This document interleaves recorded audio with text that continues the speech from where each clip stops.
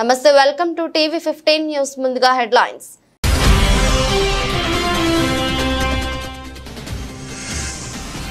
మౌలిక వసతుల అభివృద్ధి దేశానికి ఎంతో కీలకమన్న కేంద్ర మంత్రి రోజుకు 100 కిలోమీటర్ల చొప్పున హైవేల నిర్మాణం చేపడుతున్నట్లు తెలిపిన గడ్కరీ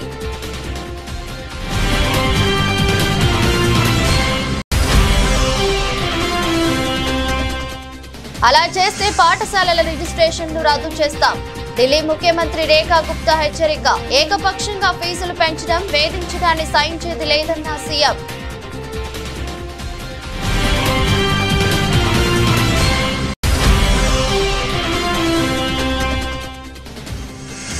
బెంగాల్ హింస మమతా బెనర్జీపై యోగి ఆదిత్యనాథ్ తీవ్ర ఆగ్రహం బెంగాల్ మంటల్లో మండిపోతుంటే సీఎం మౌనంగా ఉన్నారని ఆగ్రహం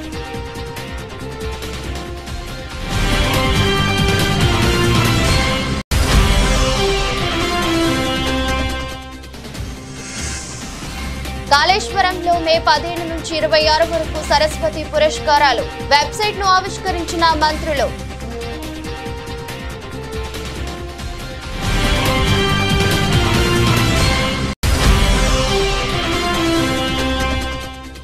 ఉండవల్లి నివాసంలో షైనింగ్ స్టార్స్ 2025 కార్యక్రమం 52 మంది విద్యార్థులకు gold medals laptops బహుకరించిన Lokesh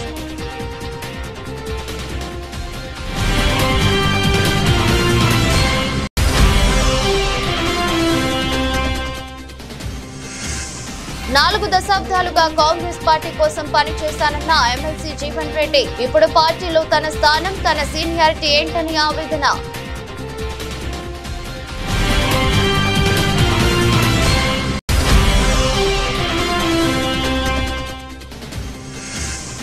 Chandrababu దళితుల వ్యతిరేకి అంటూ టీజీఆర్ సుధాకర్ బాబు నందిగం సురేష్ ఫైర్ ఎస్సీల భవిష్యత్తును చంద్రబాబు కాలరాశారని విమర్శలు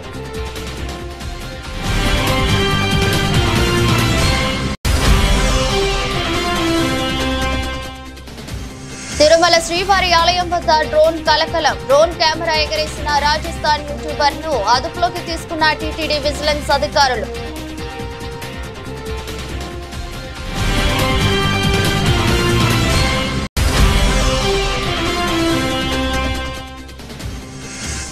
స్పేస్ నుంచి తిరిగొచ్చిన గాయని కేటీ పెర్రీ సహా 6 మహిళలతో కూడిన బృందం విజయవంతంగా పూర్తయిన మహిళల అంతరిక్ష యాత్ర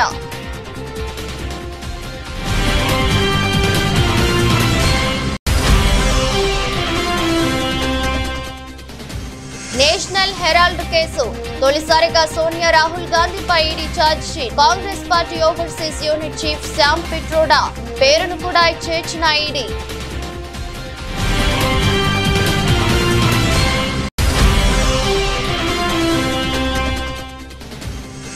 వక్ఫ్ సవరణ చట్టంపై పాకిస్తాన్ వ్యాఖ్యలను తీవ్రంగా ఖండించిన భారత విదేశాంగ శాఖ భారత్ అంతర్గత వ్యవహారాల్లో జోక్యం చేసుకునే అధికారం పాకిస్తాన్ కు లేదని వెల్లడి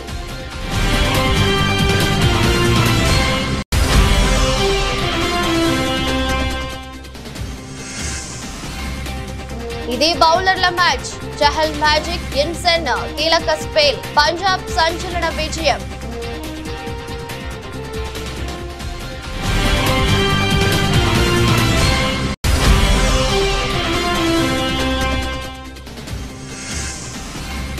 ట్రంప్ టారిఫ్ల ప్రభావం నుంచి కోలుకుని లాభాల బాటలో భారత్ ట్రంప్ దెబ్బ నుంచి పూర్తిగా బయటపడిన తొలి మార్కెట్ మనదే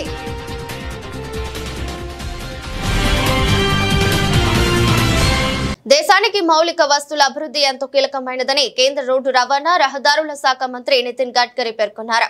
దీన్ని దృష్టిలో ఉంచుకుని దేశంలో రోజుకు 100 కిలోమీటర్ల చొప్పున రహదారుల నిర్మాణం పూర్తి చేయాలని లక్ష్యంగా నిర్దేశించుకున్నట్లు వెల్లడించారు. మంగళవారం నిర్వహించిన ఆల్ ఇండియా మేనేజ్మెంట్ అసోసియేషన్ 10వ జాతీయ నాయకత్వ సదస్సులో మాట్లాడుతూ మరో 18 నెలల తర్వాత మన దేశంలో రోడ్లు అమెరికా కన్నా మెరుగ్గా ఉంటాయని చెప్పారు. మరి కొన్నేళ్లలో తన శాఖ ద్వారా 25,000 కిలోమీటర్లు 2 వరుసల 4 వరుసల రహదారుల నిర్మాణం పూర్తి చేయనున్నట్టు వెల్లడించారు. అందుకు నిధుల కొరత లేదన్నారు. పాఠశాలల అధిక రుసుముల వసూళ్లపై ఢిల్లీ ముఖ్యమంత్రి రేఖా గుప్తా తీవ్రంగా స్పందించారు. పాఠశాలల్లో ఏకపక్షంగా ఫీజులు పెంచితే ఉపేక్షించేది లేదని రిజిస్ట్రేషన్ రిజిస్ట్రేషన్ ను రద్దు చేస్తామని హెచ్చరించారు. పాఠశాలల్లో ఫీజుల పెంపు నిరసిస్తూ విద్యార్థుల తల్లిదండ్రులు ఆందోళన చేపట్టారు. మోడల్ టౌన్ లోని క్వీన్ మేరీ స్కూల్ యాజమాన్యం విద్యార్థులను వేధింపులకు గురి చేసిందనే ఆరోపణలు వచ్చాయి. ఈ నేపథ్యంలో పాఠశాల యాజమాన్యం కొందరు విద్యార్థులను బహిష్కరించినట్లు తెలుస్తోంది. ఈ విషయాన్ని తల్లిదండ్రులు ముఖ్యమంత్రి రేఖా గుప్తా దృష్టికి తీసుకురావడంతో ఆమె వెంటనే స్పందించారు. పాఠశాలలో ఇష్టానుసారంగా ఫీజులు పెంచడం, విద్యార్థుల తల్లిదండ్రులను వేధించడం వంటి చర్యలను ఎంతమాత్రం సహించేది లేదని స్పష్టం చేశారు. ఫీజుల పెంపు విషయంలో పాఠశాలల యాజమాన్యాలు కొన్ని నియమ నిబంధనలను తప్పనిసరిగా పాటించాలని సూచించారు. అసాధారణంగా ఫీజులు పెంచరాదని, విద్యార్థులను అకారణంగా వేధించరాదని హితవు పలికారు. लगातार कुछ स्कूलों से पेरेंट्स मुझसे आके मिल रहे हैं और वो अपनी समस्याएं बता रहे हैं. दैट इज फॉर श्योर किसी भी स्कूल को ये कतई अधिकार नहीं है कि वो किसी पेरेंट्स को या बच्चों को हैरेस करे, तंग करे या स्कूल से निकालने की धमकी दे या अनॉर्मल फी हाइक करे. इसके लिए नियम, कायदे, कानून है जिनकी अनुपालना जो है वो बहुत जरूरी है. यदि कोई भी स्कूल इस तरीके से करता हुआ पाया जाएगा तो उसको अपने आप भुगतना पड़ेगा. और आज जो मेरे संज्ञान में एक स्कूल की पूरी तकलीफें जो पेरेंट्स को थी वो आई है. हमने उनको नोटिसेस, उन सभी स्कूलों की जिनके बारे में कंप्लेंट आ रही है, आज उन सभी को नोटिसेस इशू किए जा रहे हैं और उनको इसकी जवाबदेही तय करनी पड़ेगी और अदरवाइज भुगतना पड़ेगा. आज हम नोटिसेस दे रहे हैं और उसके बाद में जिस भी स्कूल ने अपनी मनमर्जी चलानी है और पेरेंट्स को या बच्चों को हैरेस करना है तो उनको रिजल्ट खुद ही भुगतने पड़ेंगे. పశ్చిమ బెంగాల్లోని పలు జిల్లాలు అగ్నిగుండంగా మారుతున్న ఆ రాష్ట్ర ముఖ్యమంత్రి మమతా బెనర్జీ మౌనం వహించడంపై ఉత్తరప్రదేశ్ ముఖ్యమంత్రి యోగి ఆదిత్యనాథ్ తీవ్ర విమర్శలు చేశారు. లౌకికవాద ముసుగులో బెంగాల్లో అల్లర్లు సృష్టించే వారికి ఆమె పూర్తి స్వేచ్ఛనిచ్చి ప్రేక్షక పాత్ర పోషిస్తున్నారని ఆరోపించారు. ఇలాంటి అరాచకాన్ని, హింసను అదుపు చేయాల్సిన బాధ్యత రాష్ట్ర ప్రభుత్వంపై ఉందని ఆయన స్పష్టం చేశారు. వక్ఫ్ సవరణ చట్టంపై రాష్ట్రంలో హింస చెలరేగుతున్నా మమతా బెనర్జీ ఏమి పట్టనట్లు వ్యవహరిస్తున్నారని ఆయన దుయ్యబట్టారు. ముర్షిదాబాద్ వారం రోజులుగా అగ్నికీలాల్లో చిక్కుకుందని ఆవేదన వ్యక్తం చేశారు. ఆందోళనకారులను ఆమె శాంతి దూతలుగా భావిస్తున్నారని, కానీ హింసకు అలవాటు పడిన వారు ఆమె మాటలను పెడచెవిన పెడతారని అన్నారు. ప్రజల హక్కుల కోసం పోరాడుతున్నామని చెప్పుకునే కాంగ్రెస్, సమాజ్వాదీ పార్టీ నేతలు ఈ విధ్వంసంపై ఎందుకు మౌనంగా వహిస్తున్నారని చెప్పాలని యోగి ఆదిత్యనాథ్ నిలదీశారు. 2017 के पहले के उत्तर प्रदेश को हर दूसरे तीसरे दिन दंगा होता था. बहनों और भाइयों, इन दंगाइयों का उपचार ही डंडा है. बिना डंडे के मानेंगे नहीं. आप देख रहे होंगे बंगाल जल रहा है, वहां की मुख्यमंत्री चुप है, दंगाइयों को शांति दूत कहती है. अरे लातों के भूत बातों से कहां मानने वाले हैं. लेकिन सेकुलरिज्म के नाम पर इन लोगों ने दंगाइयों को दंगा करने की पूरी छूट दे रखी है. पूरा मुर्शिदाबाद पिछले एक सप्ताह से चल रहा है. सरकार मौन है. बहनों और भाइयों, इस प्रकार की अराजकता पे लगाम लगनी चाहिए और मैं धन्यवाद दूंगा इस बात के लिए वहां की माननीय न्यायालय को, जिन्होंने वहां पर केंद्रीय बलों की तैनाती करके वहां के अल्पसंख्यक हिंदुओं की सुरक्षा की व्यवस्था करने के लिए कदम उठाया है और आज केंद्रीय बल वहां पर तैनात है. आपने वहां की पीड़ा सुनी होगी. सब लोग मौन है.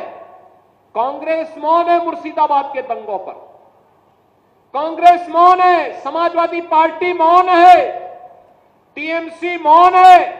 वे धमकी पे धमकी दिए जा रहे हैं, समर्थन कर रहे हैं. बांग्लादेश के अंदर जो हुआ था उसका समर्थन कर रहे हैं बड़ी बेशर्मी के साथ. अगर उन्हें बांग्लादेश अच्छा लगता है तो उनको बांग्लादेश ही जाना चाहिए. क्यों भारत की धरती पर बोझा बने हुए हो? क्यों भारत की धरती पे बोझा बने हुए हो? हम आभारी हैं प्रधानमंत्री मोदी जी के और गृह मंत्री अमित शाह जी के, जिन्होंने वक्फ संशोधन अधिनियम को पारित करके गरीबों की जमीनों पर, सार्वजनिक जमीनों पर पड़ने वाली डकैती पर लगाम लगाने का काम इस अधिनियम, संशोधन अधिनियम के माध्यम से पारित किया है। తెలంగాణ రాష్ట్రంలోని భూపాలపల్లి జిల్లా కాళేశ్వరంలో మే 15వ తేదీ నుంచి 26వ తేదీ సరస్వతి నది పుష్కరాలు జరగనున్నాయి. ఈ సందర్భంగా ఏర్పాటు చేసిన వెబ్సైట్, మొబైల్ యాప్ పోస్టర్లను మంత్రులు కొండా సురేఖ, శ్రీధర్ బాబు ఆవిష్కరించారు. పుష్కరాల నిర్వహణకు సంబంధించిన ఏర్పాట్లను ఈ ఇద్దరు మంత్రులు పర్యవేక్షిస్తున్నారు. పుష్కరాల సమయంలో భక్తులు ఇబ్బంది పడకుండా అన్ని ఏర్పాట్లు చేస్తున్నామని మంత్రులు తెలిపారు. 12 రోజుల పాటు జరగనున్న ఈ పుష్కరాలకు నిత్యం 50,000 నుంచి 1,00,000 మంది భక్తులు వస్తారని అంచనా వేస్తున్నట్లు వెల్లడించారు. తెలంగాణతో పాటు ఆంధ్రప్రదేశ్, మహారాష్ట్ర, ఛత్తీస్గఢ్ నుంచి కూడా భక్తులు వస్తారని తెలిపారు. కాళేశ్వరంలో 17 అడుగుల ఏకశిల రాతి విగ్రహాన్ని ఏర్పాటు చేయనున్నట్లు వెల్లడించారు. భక్తుల సౌకర్యం కోసం ఆలయ పరిసరాల్లో టెంట్ సిటీని నిర్మిస్తున్నట్లు తెలిపారు. పుష్కరాల నిర్వహణ కోసం ప్రభుత్వం 35 కోట్లు కేటాయించిందని తెలిపారు.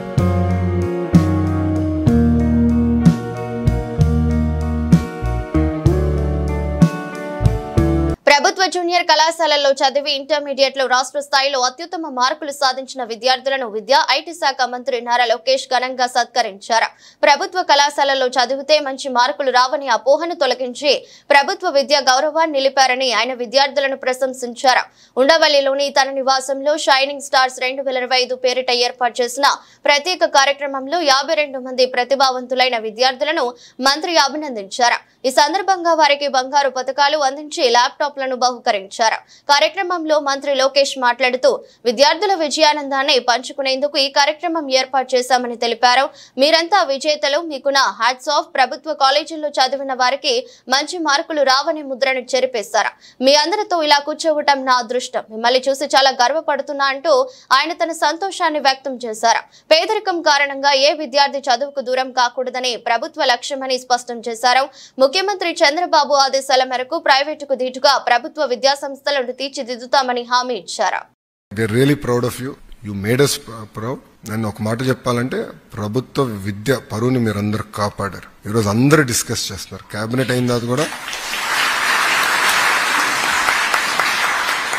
కేబినెట్ అయిన తర్వాత మంత్రులందరూ కూడా వచ్చి మ్యాజిక్ జరిగింది, ఈసారి చాలా బాగా చేశారు, ఇంకా డ్రైవ్ చేద్దాం. కమిట్మెంట్ పెరిగింది. ప్రజాప్రతినిధుల్లో సక్సెస్ వచ్చేగల కమిట్మెంట్ పెరిగింది. మీ ఎగ్జామ్లు ఏమో నాకు ఎగ్జామ్ లాగా అనిపించింది. అడగండి, వేదిక అందరూ తెలుసు. ఏదో నాకు ఎగ్జామ్, దేవాంశ్ ఎగ్జామ్ రాసిన అంత టెన్షన్ పడేవాడు కాదేమో. మీ ఎగ్జామ్ అంటే నాకే టెన్షన్ లాగా ఉంది. ఎలా జరిగింది, ఎవ్రీడే మాట్లాడుకున్నాను ఏం జరిగింది, ఎక్కడ ఇష్యూస్ లేదు కదా, ప్రాబ్లమ్స్ ఎక్కడ వచ్చినాయా, చాలా సీరియస్ గా తీసుకున్నాం. So we are very committed to this and reforms కి we are committed and success breed success. ఈరోజు ఒక సక్సెస్ వచ్చింది, మీరు చూడండి నెక్స్ట్ బ్యాచ్ ఇంకా ఇంప్రూవ్ అవుతారు. So success will breed success. ఈ ఫస్ట్ సక్సెస్ కోసం ఈ ప్రభుత్వానికి 10 నెలలు పెట్టింది. బట్ ఒక తొలి అడుగు మాత్రం ఇంకా చాలా చేయాల్సిన ఉంది. కాంగ్రెస్ పార్టీలో ఇప్పుడున్న వారిలో వి హనుమంతరావు ఒకరే తనకన్నా సీనియర్ అని, జానారెడ్డి కూడా తన తర్వాత 4 గంటలకు పార్టీలో చేరినట్టు కాంగ్రెస్ సీనియర్ నేత మాజీ మంత్రి టి జీవన్ రెడ్డి తెలిపారు. 4 దశాబ్దాలుగా కాంగ్రెస్ పార్టీ కోసం పనిచేశానని, ఇప్పుడు పార్టీలో తన స్థానం, తన సీనియారిటీ ఏంటని ఆవేదన వ్యక్తం చేశారు. ఆయన జగిత్యాలలో మీడియాతో మాట్లాడుతూ భావోద్వేగానికి లోనయ్యారు. కాంగ్రెస్ అంటే జీవన్ రెడ్డి అంటే కాంగ్రెస్ అని అంటారని పేర్కొన్నారు. పార్టీ బలోపేతం కోసం పనిచేస్తున్నానని, ఏమాత్రం తొనకకుండా కాంప్రమైజ్ కాకుండా 10 ఏళ్లు ఒంటరి పోరాటం చేశానని గుర్తు చేశారు. పిసిసి అధ్యక్షుడి హోదాలో రేవంత్ రెడ్డి, సిఎల్పి నేతగా బట్టి విక్రమార్క ఎంత పోరాడారో శాసన మండలిలో ఏకైక సభ్యుడిగా తాను అంతే పోరాటం చేశానని తెలిపారు. 2014లో బీఆర్ఎస్ ప్రపంచాన్ని తట్టుకుని జగిత్యాల నుంచి ఎమ్మెల్యేగా గెలవడమే కాకుండా ఆదిలాబాద్, నిజామాబాద్, కరీంనగర్ ఉమ్మడి 3 జిల్లాల్లో ఏకైక కాంగ్రెస్ ఎమ్మెల్యేగా పనిచేసి పార్టీ పటిష్టతకు పాటుపడ్డానని గుర్తు చేశారు.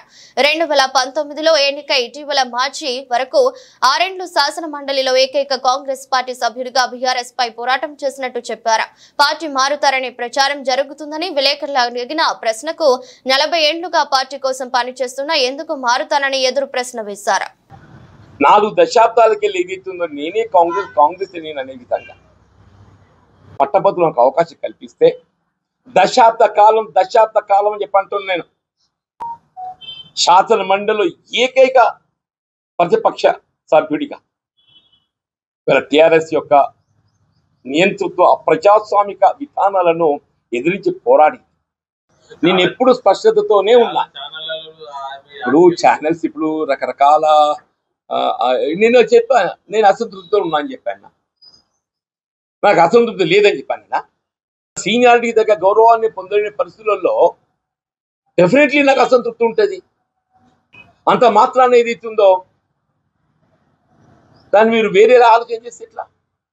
ఇప్పుడు కూడా నేను అప్పుడు వ్యక్తం చేసింది ఇదే వ్యక్తం చేసి ఇప్పుడు వ్యక్తం చేసింది. నేను పార్టీలో నా స్థానం ఏంటి, నా సీనియారిటీ ఏంటి నేను వ్యక్తం చేసిన. నేను వ్యక్తం చేసింది కూడా అదే వ్యక్తం చేసింది. నేను ఇవాళ కూడా చెప్తున్నా పార్టీలో నా స్థానం ఏంటి, నా సీనియారిటీ ఏంటి అనేది. పార్టీలో నా స్థానం ఏంటి, నా సీనియారిటీ ఏంటి అనేది కూడా వ్యక్తం చేసింది. ఇప్పుడు నేను 10 ఏళ్ళు పోరాటం చేసిన, ఎవడై చేసే 10 ఏళ్ళు పోరాటం. 5 సంవత్సరాలు ఏదైతుందో 3 ఉమ్మడి జిల్లాల ఏక ప్రతినిధిగా ఏదైతుందో నేను పోరాటం చేసింది. నేను అటు శాసన సభ్యుడిగా, శాసన మండలి సభ్యుడిగా అన్కాంప్రమైజ్ రాష్ట్ర కాంగ్రెస్ అధ్యక్షుడు రేవంత్ రెడ్డి గారు ఏ స్థాయిలో పోరాటం చేసిండో, శాసనసభ పక్ష నాయకుడిగా గట్టిగా ఏ స్థాయిలో పోరాటం చేసిండో, శాసన మండలి నాయకుడిగా నేను ఆ స్థాయిలో పోరాటం చేసి ఎవరికి తక్కువ కాదే.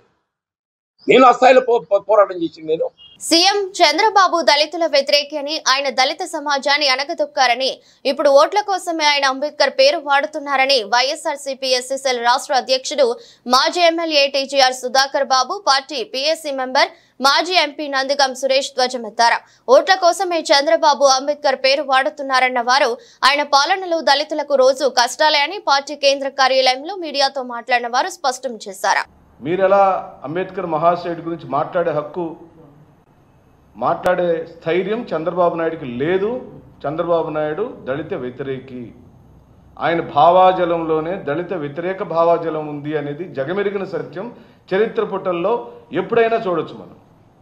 ఉదాహరణకు ఆంధ్ర రాష్ట్ర ముఖ్యమంత్రి హోదాలో వైఎస్ జగన్మోహన్ రెడ్డి గారు ఆ విగ్రహావిష్కరణకు వెళ్ళింది రాజశేఖర రెడ్డి గారి అబ్బాయి స్థానంలో కాదండి. ఆ విగ్రహావిష్కరణకు వెళ్ళింది ప్రజలచే ఎన్నుకోబడిన ఆంధ్ర రాష్ట్ర ముఖ్యమంత్రి హోదాలో ప్రభుత్వం నిర్మించినటువంటి స్మృతి వన ప్రారంభోత్సవం జరిపించిన పిదప ఆ విగ్రహావిష్కరణ చేసిన వ్యక్తి ఎవరు, ఎవరి హయాంలో జరిగిందని నమూనాలు ఉండవా? ఆ పేరుని ఈ రోజున నీకు ఒక వీడియో చూపిస్తాను మిత్రులారా. రాష్ట్రం అంతా చూడాలి, చంద్రబాబు నాయుడిని నిజ స్వరూపం చూడాలి, చంద్రబాబు నాయుడికి బాబాసాహెబ్ అంబేద్కర్ మీద ఉన్న గౌరవం ఏంటో చూడాలి. దీనికి తెలుగుదేశం పార్టీ శ్రేణులు లేదా వాళ్ళ పొత్తులతో ఉన్న బీజేపీ పార్టీ, జనసేన పార్టీ ఈ సంఘటనకి ఏమి సమాధానం చెబుతుందో చెప్పండి. ఎందుకు బాబాసాహెబ్ అంబేద్కర్ విగ్రహాన్ని అంత ధైర్యంతో మీరు ముట్టుకోగలిగారు? కానీ పేర్లు కూడా తీసేసి అంత కోపం నీకుంది అనేది ఈ రోజున ఈ సందర్భంగా మేము మనవి చేస్తూ, ప్రతిరోజు విగ్రహం చుట్టూ తిరిగే నువ్వు ఒక్కసారి కూడా అక్కడికి వెళ్ళకపోవటం అనేది నువ్వు బాబాసాహెబ్ అంబేద్కర్ని నీ మనసులో, నీ భావాజలంలో అంటరానితనాన్ని నువ్వు చూపిస్తున్నావని చెబుతుంది వైఎస్ఆర్ కాంగ్రెస్ పార్టీ. వ్యత్యాసం జగన్మోహన్ రెడ్డి గారికి చంద్రబాబు నాయుడు గారికి ఉన్న వ్యత్యాసం ఒకసారి చెప్తాను నేను. ఎందుకంటే చంద్రబాబు నాయుడు గారికి పదవి వ్యామోహం తప్ప ప్రజలపైన ఏమి ఉండదు ఆయనకి. ఎందుకంటే ఆ భావంతోనే ఆయన సీఎంగా ఎదిగారు. ఇప్పుడు 4వ సారి కూడా సీఎం అయ్యారే తప్ప ఎప్పుడూ కూడా ఒకసారి గెలిచి సెకండ్ పీరియడ్ రిపీట్ అయ్యి గెలిచే పరిస్థితులు ఎప్పుడూ లేవు.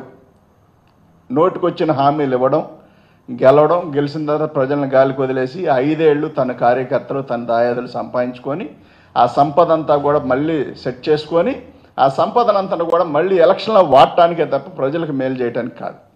కానీ జగన్మోహన్ రెడ్డి గారు మాత్రం ప్రజలకు ఏదన్నా చేయాలి మొదటే ప్రకటించారు. ఆయన ఏమనంటే, నేను చనిపోయిన తర్వాత మా నాన్నగారి పక్కన నా ఫోటో కూడా ఉండాలని, ఎప్పటికైనా చనిపోతాం కాబట్టి అలాంటి రోజు ఒక దానికోసం నేను పాలన కొనసాగిస్తానని చెప్పారు. కాబట్టి దళితులకు ఎవరు మేలు చేశారు అనే దాని మీదట అన్న వివరించారు.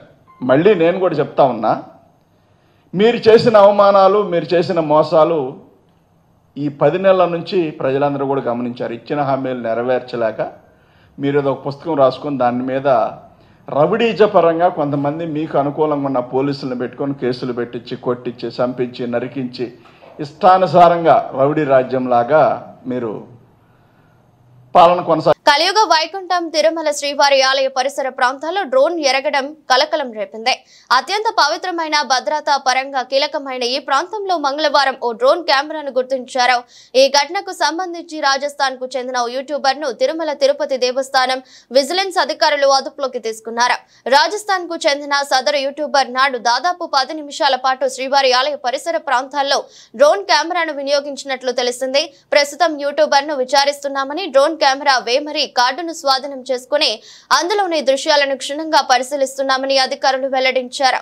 తిరుమల క్షేత్రంలో భద్రతా కారణాల రీత్యా డ్రోన్లు, కెమెరాల వినియోగంపై కఠిన ఆంక్షలు అమలులో ఉన్నాయి. ముఖ్యంగా శ్రీవారి ఆలయం పరిసర ప్రాంతాలు నో ఫ్లై జోన్ పరిధిలోకి వస్తాయి. ఈ నిబంధనలు ఉల్లంఘించి యూట్యూబర్ డ్రోన్ ఎగరవేయడంపై అధికారులు సీరియస్ గా దృష్టి సారించారు. విచారణ పూర్తయిన తర్వాత పూర్తి వివరాలు తెలిసే అవకాశం ఉందని, నిబంధనల ప్రకారం చర్యలు తీసుకుంటామని అధికారులు తెలిపారు. ఈ ఘటన తిరుమలలో భద్రతా ఏర్పాట్లపై మరోసారి చర్చకు దారితీస్తుంది. ప్రముఖ పాప్ గాయని కేటీ పెర్రీ సహా 6 మహిళలతో కూడిన బృందం అంతరిక్ష యాత్రను విజయవంతంగా పూర్తి చేసుకుంది. బ్లూ ఆరిజన్ సంస్థకు చెందిన రాకెట్ లో సోమవారం నింగిలోకి దూసుకెళ్లిన ఈ బృందం కొద్దిసేపటి తర్వాత సురక్షితంగా భూమికి చేరుకుంది. గత 60 ఏళ్లలో కేవలం మహిళలతోనే సాగిన తొలి అంతరిక్ష యాత్ర ఇదే కావటం విశేషం. ఈ బృందం పశ్చిమ టెక్సాస్ నుంచి సోమవారం ఉదయం 9:30 నింగిలోకి బయలుదేరింది. అంతరిక్షపు అంచు వరకు ప్రయాణించిన వీరు అక్కడ కొద్దిసేపు భారత రహిత స్థితిని అనుభవించారు. మొత్తం మీద ఈ యాత్ర దాదాపు 11 నిమిషాల పాటు సాగింది. అంతరిక్ష పర్యాటకం కోసం జెఫ్ బేజోస్ అభివృద్ధి చేసిన న్యూ షెపర్డ్ వాహన నౌకకు ఇది మరో ముఖ్యమైన విజయం. కేటీ పెర్రీతో పాటు ఈ యాత్రలో జెఫ్ బేజోస్ కాబోయే భార్య లారెన్ సాంచెజ్, CBS వ్యాఖ్యాత గేల్ కింగ్, నాసా మాజీ రాకెట్ శాస్త్రవేత్త ఆయేషా భువే, శాస్త్రవేత్త అమందా ఎన్గుయెన్, సినీ నిర్మాత కెరియానే ఫ్లిన్ ఉన్నారు. అంతరిక్షంలోకి వెళ్లిన తొలి మహిళ సోవియట్ వ్యోమగామి వాలెంటీనా తెరెష్కోవా 1963లో దాదాపు 3 రోజుల పాటు ఒంటరిగా భూమి చుట్టూ పరిభ్రమించి తర్వాత కేవలం మహిళలతో కూడిన అంతరిక్ష యాత్ర ఇదే మొదటిదే. నేషనల్ హెరాల్డ్ మనీ లాండరింగ్ కేసులో ఎన్ఫోర్స్మెంట్ డైరెక్టరేట్ ఛార్జ్ షీట్ దాఖలు చేసింది. ఈ ఛార్జ్ షీట్ లో కాంగ్రెస్ అగ్ర నాయకులు సోనియా గాంధీ, రాహుల్ గాంధీ పేర్లను పేర్కొంది. ఇదివరకే కేసుతో సంబంధం ఉన్న ఆస్తుల స్వాధీనానికి ఈడీ నోటీసులు జారీ చేసింది. తాజాగా కాంగ్రెస్ ఎంపీలు సోనియా గాంధీ, రాహుల్ గాంధీతో పాటు ఆ party overseas unit chief Shyam Pitroda పేర్లను పేర్కొంటూ ఢిల్లీ రౌస్ అవెన్యూ కోర్టులో ఈడీ ఛార్జ్ షీట్ దాఖలు చేసింది. ఏప్రిల్ 25వ తేదీన ప్రత్యేక కోర్టు ఈ కేసును విచారించనుంది. సోనియా గాంధీ, రాహుల్ గాంధీపై ఈడీ ఛార్జ్ షీట్ దాఖలు చేయడం ఇదే మొదటిసారి. హర్యానాలో జరిగిన రియల్ ఎస్టేట్ ఒప్పందంతో ముడిపడి ఉన్న మనీ లాండరింగ్ ఆరోపణలపై రాబర్ట్ వాద్రాను ఈడీ ప్రశ్నించిన కొన్ని గంటల్లోనే ఈ పరిణామం చోటు చేసుకుంది. వక్ఫ్ సవరణ చట్టంపై పాకిస్తాన్ ఇటీవల చేసిన వ్యాఖ్యలను భారత్ తీవ్రంగా ఖండించింది. ఒక వర్గం వారి ఆస్తులను దూరం చేయడానికి భారత్ ఈ చట్టాన్ని తీసుకువచ్చిందని పాకిస్తాన్ విదేశాంగ అధికార ప్రతినిధి షఫ్కత్ అలీ పేర్కొన్నారు. ఇది మైనార్టీలను కించపరచడమేనని ఆయన అన్నట్లు పాక్ మీడియా వెల్లడించింది. దీనిపై తాజాగా భారత్ ధీటుగా స్పందించింది. భారత పార్లమెంట్ ఆమోదించిన వక్ఫ్ సవరణ బిల్లుపై పాకిస్తాన్ చేసిన ప్రేరేపిత, నిరాధార వ్యాఖ్యలను తీవ్రంగా ఖండిస్తున్నామని భారత విదేశాంగ శాఖ అధికార ప్రతినిధి రణ్ధీర్ జైస్వాల్ ఒక ప్రకటనలో తెలిపారు. భారతదేశ అంతర్గత వ్యవహారాల్లో జోక్యం చేసుకునే అధికారం పాకిస్తాన్ కు లేదని ఆయన స్పష్టం చేశారు. మైనార్టీలకు రక్షణ కల్పించే విషయంలో ఇతరులకు బోధించే బదులు పాక్ తన అధ్వాన్నమైన రికార్డును చూసుకోవాలని సూచించారు. చండీగఢ్ లోని ముల్లన్పూర్ మహారాజా యాదవీంద్ర సింగ్ అంతర్జాతీయ క్రికెట్ స్టేడియం వేదికగా జరిగిన IPL 2025 సీజన్ 31వ మ్యాచ్ లో పంజాబ్ కింగ్స్ సత్తా చాటింది. మంగళవారం జరిగిన ఈ పోరులో కోల్కతా నైట్ రైడర్స్ పై 16 పరుగుల తేడాతో పంజాబ్ కింగ్స్ విజయం సాధించింది. బౌలర్లు ఆధిపత్యం చెలాయించిన ఈ తక్కువ స్కోర్ల మ్యాచ్ లో పంజాబ్ అద్భుతమైన పోరాటాన్ని పటిమ కనబరిచింది. ముఖ్యంగా లెగ్ స్పిన్నర్ యుజువేంద్ర చహల్ తన స్పిన్ మ్యాజిక్ తో మ్యాచ్ ను మలుపు తిప్పగా చివర్లో పేసర్ మార్కో ఎన్సెన్ కీలక స్పెల్ తో పంజాబ్ విజయాన్ని ఖరారు చేశారు. 112 పరుగుల లక్ష్యాన్ని ఛేదించలేక కోల్కతా నైట్ రైడర్స్ 15.1 ఓవర్లలో 95 పరుగులకే ఆల్అౌట్ అయింది. ఈ మ్యాచ్ లో టాస్ గెలిచిన పంజాబ్ కింగ్స్ కెప్టెన్ శ్రేయస్ అయ్యర్ ముందుగా బ్యాటింగ్ ఎంచుకున్నాడు. పంజాబ్ 15.3 ఓవర్లలో 111 పరుగులకే ఆల్అౌట్ అయింది. KKR బౌలర్లలో హర్షిత్ రాణా 3 వికెట్లు పడగొట్టగా వరుణ్ చక్రవర్తి, నరైన్ చెరో 2 వికెట్లు, వైభవ్ అరోరా, నోర్జే తలో వికెట్ తీశారు. స్వల్ప లక్ష్య ఛేదనలో కోల్కతా నైట్ రైడర్స్ ఆదిలోనే తడబడింది. ఓపెనర్లు క్వింటన్ డికాక్, సునీల్ నారాయణ్ విఫలమయ్యారు. వీరిద్దరిని వరుస ఓవర్లలో Marco Jansen, Xavier బాల్ట్ let pavilion పంపారు. కెప్టెన్ అజింక్య రహానే, అంగ్ క్రిష్ రఘువంశీ బంతుల్లో 37, 5 4లో ఒక 6 కాసేపు వికెట్ల పతనాన్ని అడ్డుకుని ఇన్నింగ్స్ ను చక్కదిద్దే ప్రయత్నం చేశారు. ముఖ్యంగా రఘువంశీ దూకుడుగా ఆడాడు. అయితే జట్టు స్కోర్ 62 వద్ద రహనేను 72 పరుగుల వద్ద రఘువంశీని చాహల్ అవుట్ చేయడంతో కేకేఆర్ మళ్లీ కష్టాల్లో పడింది. వెంకటేష్ అయ్యర్, రింకు సింగ్, రణదీప్ సింగ్ స్వల్ప వ్యవధిలో మ్యాక్స్ వెల్, చాహల్ అవుట్ చేయడంతో కేకేఆర్ ఓటమి ఖాయమైంది. చివరిలో ఆండ్రీ రసెల్ బంతులో మెరుపులు మెరిపించిన మార్కో జెన్సన్ అతడిని బౌల్డ్ చేయడంతో కేకేఆర్ ఇన్నింగ్స్ కు తెరపడింది. చివరికి కోల్కతా 15.1 ఓవర్లలో 95 పరుగులకే కుప్పకూలింది. పంజాబ్ బౌలర్లలో యజ్వేంద్ర చహల్ 4 వికెట్లతో చెలరేగగా మార్కో జాన్సన్ 3 వికెట్లు పడగొట్టాడు. Arshdeep Singh, Glenn Maxwell, Xavier Bartlett తలో వికెట్ తీసి పంజాబ్ విజయంలో కీలక పాత్ర పోషించారు.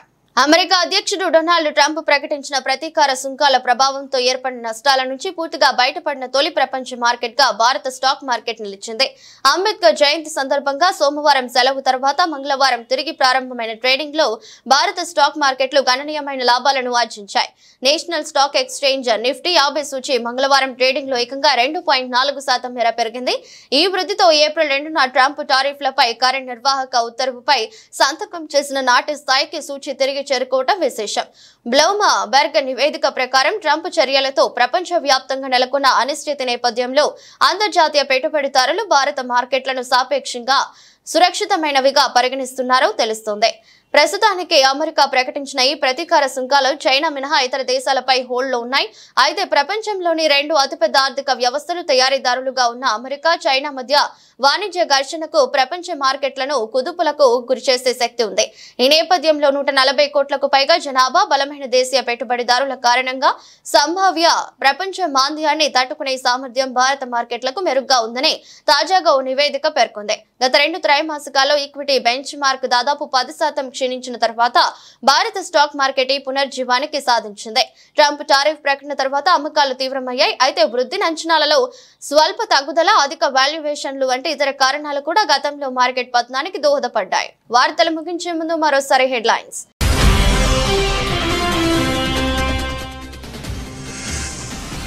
మౌలిక వసతుల అభివృద్ధి దేశానికి ఎంతో కీలకమన్న కేంద్ర మంత్రి. రోజుకు 100 కిలోమీటర్ల చొప్పున హైవేల నిర్మాణం చేపడుతున్నట్లు తెలిపిన గడ్కరీ.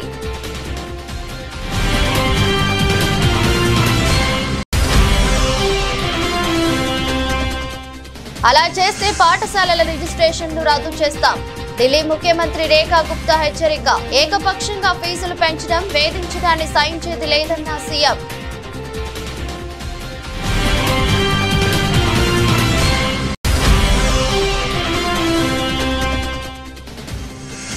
బెంగాల్ హింస. మమతా బెనర్జీపై యోగి ఆదిత్యనాథ్ తీవ్ర ఆగ్రహం. బెంగాల్ మంటల్లో మండిపోతుంటే సీఎం మౌనంగా ఉన్నారని ఆగ్రహం.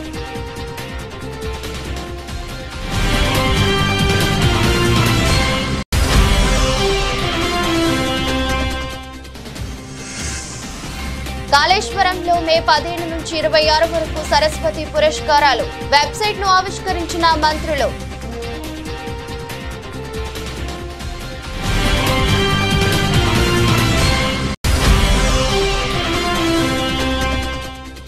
ఉండవల్లి నివాసంలో షైనింగ్ స్టార్స్ 2025 కార్యక్రమం. 52 మంది విద్యార్థులకు gold medals, laptops బహుకరించిన Lokesh.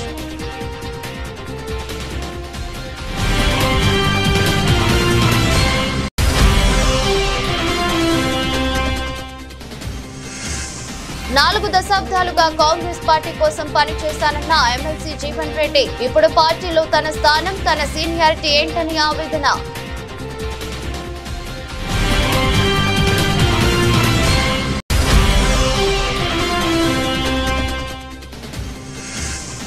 Chandrababu దళితుల వ్యతిరేకి అంటూ టీజీఆర్ సుధాకర్ బాబు, నందిగం సురేష్ ఫైర్. ఎస్సీల భవిష్యత్తును చంద్రబాబు కాలరాశారని విమర్శలు.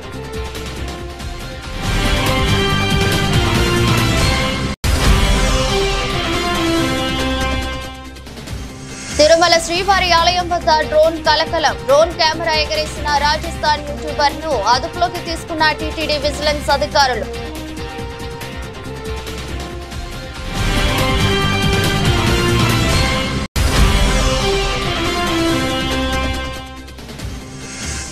స్పేస్ నుంచి తిరిగొచ్చిన గాయని కేటీ పెర్రీ సహా 6 మహిళలతో కూడిన బృందం.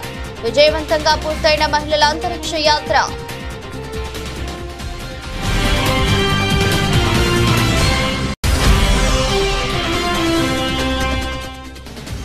నేషనల్ హెరాల్డ్ కేసు తొలిసారిగా సోనియా రాహుల్ గాంధీపై ED charge sheet. Congress party overseas unit chief Shyam Pitroda పేరును కూడా చేర్చిన ఈడీ.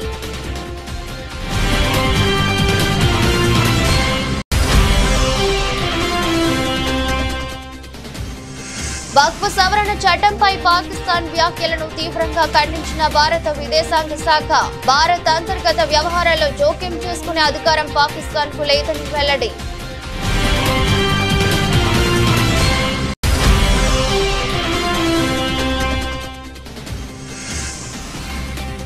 ఇది బౌలర్ల మ్యాచ్. చహల్ మ్యాజిక్, ఇన్సెన్ కీలక స్పెల్. పంజాబ్ సంచలన విజయం.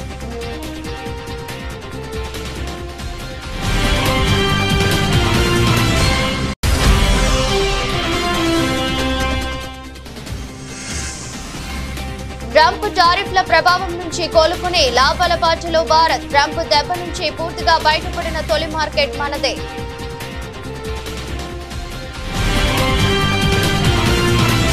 ఇది రెస్ట్ బులెటిన్. మరో బులెటిన్లో మళ్ళీ కలుద్దాం. అంతవరకు సెలవు. నమస్కారం.